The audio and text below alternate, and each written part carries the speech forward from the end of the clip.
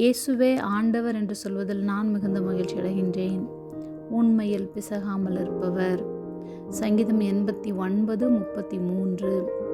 ஆனாலும் என் கிருபையை அவனை விட்டு விலக்காமலும் என் உண்மையில் பிசகாமலும் இருப்பேன்.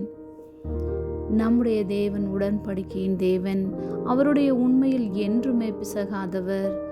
தாவீதின் சந்ததியை பற்றி தேவன் வாக்கு பண்ணியிருந்தார். தாவீதின் சிங்காசனத்தில் அவருடைய சந்ததியார் எப்பொழுதும் வீற்றிருப்பார்கள். தாவீதுக்கு பின்பு பல ராஜாக்கள் வந்தனர். அவர்கள் எல்லாரும் தேவனுக்கு விரோதமாக பாவம் செய்து தேவனுடைய கட்டளைகளுக்கு கீழ்ப்படியாமல் மீறி நடந்தார்கள். அது நிமித்தம் அவர்கள் தண்டிக்கப்பட்டனர், சிலர் திருத்தப்பட்டனர்.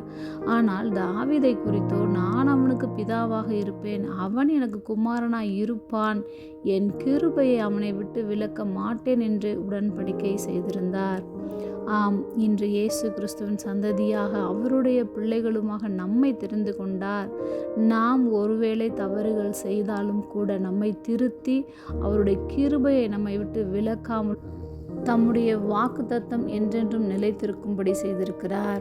அவருடைய ராஜ்யம் சதா காலங்களிலும் இருக்கின்றது. அது ஒரு நாளும் மறைவதும் இல்லை, முறிந்து போவதும் இல்லை. ஜெபம்.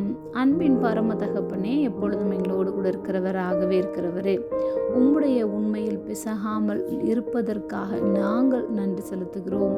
இயேசுவின் நாமத்தில் பிதாவே, ஆமென்.